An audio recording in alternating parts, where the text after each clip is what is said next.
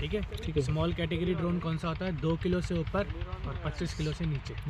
25 kilo से ऊपर अगर ड्रोन जाता है तो वो मीडियम कैटेगरी ड्रोन होता है। जैसे आपने हमारा एग्रीकल्चर ड्रोन देखा, वो हमारा मीडियम कैटेगरी ड्रोन है, क्योंकि उसका वेट है 27.65, इसलिए वो मीडियम कैटेगरी में आ जाता है।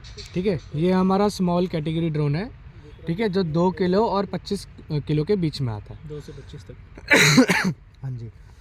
अब जब आपकी थ्योरी क्लास हुई थी तब आपको बताया गया था एक प्री फ्लाइट चेक होता है जो हमें लेने होते हैं ड्रोन उड़ाने से पहले।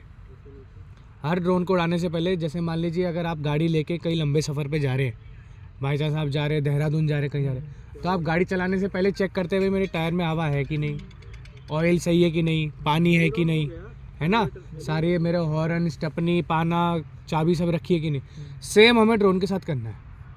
अब वो तो हम तब करते हैं गाड़ी में जब हम कोई स्पेशल जगह जा रहे हैं, लेकिन ड्रोन जिस दिन हम उड़ा रहे हैं वो हर दिन स्पेशल है।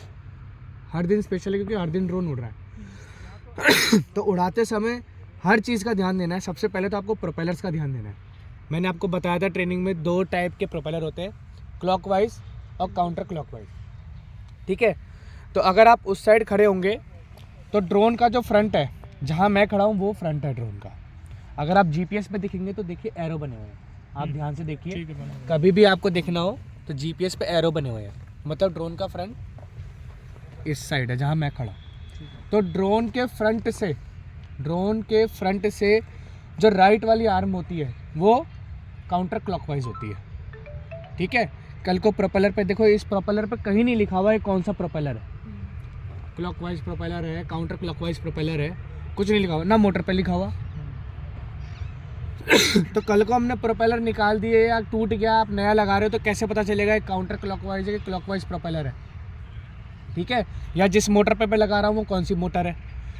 तो क्वाडकॉप्टर में फ्रंट से जो राइट वाली आर्म होती है, इसको हम बोलते हैं आर्म, फ्रंट से राइट वाली जो आर्म होती है वो हमेशा काउंटर क्लॉकवाइज होती है। तो उस पर कौन सा प्रोपेलर लगेगा? Counter clockwise. तो उसके बाद वाला प्रोपेलर कौन सा होगा? क्लॉकवाइज। क्लॉकवाइज। उसके बाद वाला फिर काउंटर क्लॉकवाइज, क्लॉकवाइज, फिर क्लॉकवाइज। अगर प्रोपेलर पर नहीं लिखा हुआ कि वो काउंटर क्लॉकवाइज है कि क्लॉकवाइज है, तो आप इसकी शेप देखिए, दोनों की शेप अलग है। ठीक है, अब देखिए ये वाली साइड जो इसका एज है, ये वाला, ये इस साइड उठा हुआ है राइट साइड में, तो मतलब ये राइट साइड में मूव करेगा प्रोपेलर। तो मतलब क्या, किस साइड मूव कर रहा है? क्लॉकवाइज। क्लॉकवाइज। तो ये प्रोपेलर कौन सा हुआ? क्लॉकवाइज। क्लॉकवाइज हुआ। अब ये वाला प्रोपेलर देखोगे आप, तो इसकी ये जो एज है ये लेफ्ट साइड में उठी हुई है, तो ये कौन सा प्रोपेलर हुआ? काउंटर क्लॉकवाइज, क्योंकि लेफ्ट साइड में घूमेगा। अगर ऐसे घूमेगा तो काउंटर क्लॉकवाइज। तो कभी प्रोपेलर पर नहीं लिखा हुआ तो आप इससे ऐसे पहचान सकते हो। ठीक है, फिर प्रोपेलर के बाद हमें मोटर चेक करनी है, कोई डेंट तो नहीं है मोटर में, क्योंकि देखिए आप हम कैसे एरिया में उड़ा रहे हैं। जब भी ड्रोन फ्लाई करेगा मिट्टी कंकड़ कुछ ना कुछ लगता ही लगता है। ठीक है, हमेशा प्रोपेलर चेक करना है, भाई मेरे सारे प्रोपेलर सही तो है, कोई क्रैक तो नहीं है, कोई डैमेज तो नहीं है।